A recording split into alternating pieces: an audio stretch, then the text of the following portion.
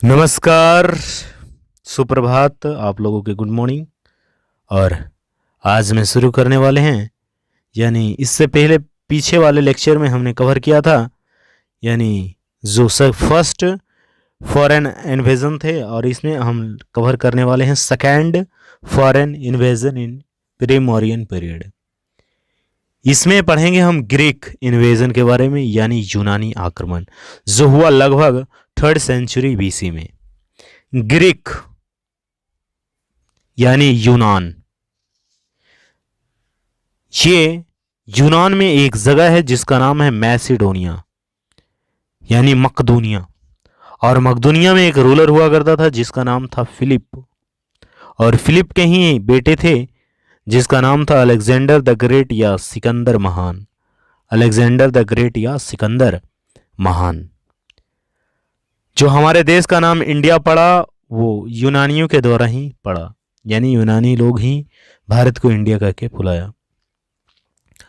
तो ये कहानी था ग्रीक का। तो हुआ यूं कि लगभग 3rd सेंचुरी में जो Alexander attack Persia to enter in India, Bharat में दाखिला लेने के लिए इन्होंने पर्सिया यानी फारस या जिसे ईरान बोलते हैं उस पर आक्रमण किया। ही defeated Darius third in that attack, और उस आक्रमण में डेरियस तृतीय जो वहाँ का शासन कार्यभार संभाल रहा था, यानी वहाँ का जो शासक था, उसे पराजित करके भारत में दाखिला लिया।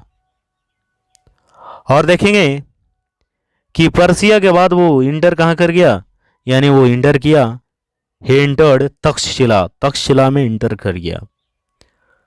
यानी ये पर्सिया से, फारस से और तक्षशिला के मध्य में जितने भी शासक आए वे अपने आप को यानी सरेंडर करते गए, इसके सामने आत्मसमर्पण करते गए।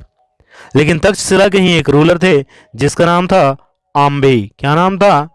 आम्बी, यानी आम्बी नाम का एक रूलर था, और आम्बी भी आत्मसमर्पण कर दिया, यानी ये भी आत्मसमर्पण कर दिए और मदद देने के लिए वादा किए। ये भी बोले कि मैं आपका मदद भी करूंगा। लेकिन एक ऐसे भी शासक थे, यानी पंजाब में पौरस वंश का एक शासक हुए जिसका नाम पोरस था। इन्होंने 326 बीसी में सिकंदर से युद्ध करने के लिए तैयार हो गए, और जिस युद्ध का नाम जो था हाइडेस्पिस या बितस्ता का युद्ध माना जाता है, और जिसमें यानी पोरस की हार हो गई। और सिकंदर, ये ऐसा माना जाता है कि सिकंदर ने पोरस की बहादुरी देखते हुए यानी उसे जो है क्या किया, जीवन दान दे दिया और उसका राज्य वापस कर दिया। ध्यान दीजिएगा कि यह युद्ध लड़ा गया झेलम नदी के किनारे, जिसे बितस्ता भी कहा जाता था। यानी ये जो युद्ध हुआ किस नदी के किनारे हुआ, यानी ये जो हाइडेस्पिस या बितस्ता का युद्ध है झेलम नदी के किनारे, और झेलम नदी को ही प्राचीन काल में बितस्ता नदी के नाम से जाना जाता था। ध्यान दीजिएगा, लेकिन यूनानियों ने बितस्ता को ही हाइडेस्पिस कहा जाता था। यूनानी लोग इसी नदी को हाइडेस्पिस नाम से जाने जाते थे। तो ये ध्यान दीजिएगा। उसके बाद है कि Alexander founded 2 cities in India. Bharat में 2 शहरों का खोज किया, भारत में 2 शहर बसाया, जिसका नाम था विजयनगर, यानी विजयनगर जिसे उस वक्त नाम दिया जाता था निकैया बोला जाता था, और एक शहर नाम था बुकाफेला।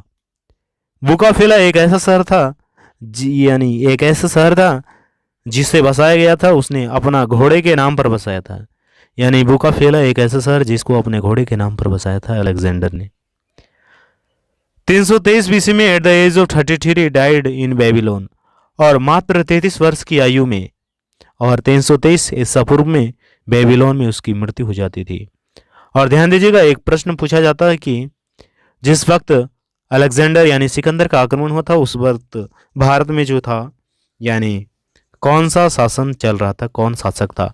तो उस वक्त धनानंद था या घनानंद का शासनकाल था? उस वक्त किसका शासनकाल था? धनानंद या घनानंद का।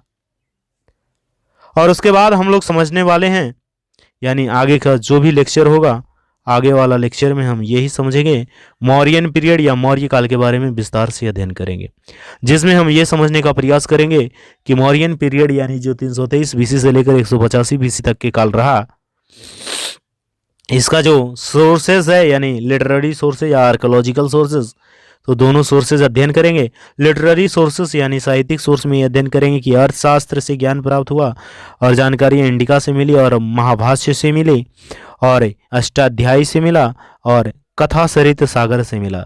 तो इन सब के बारे में भी थोड़ी थोड़ी जानकारी ले लेते हैं।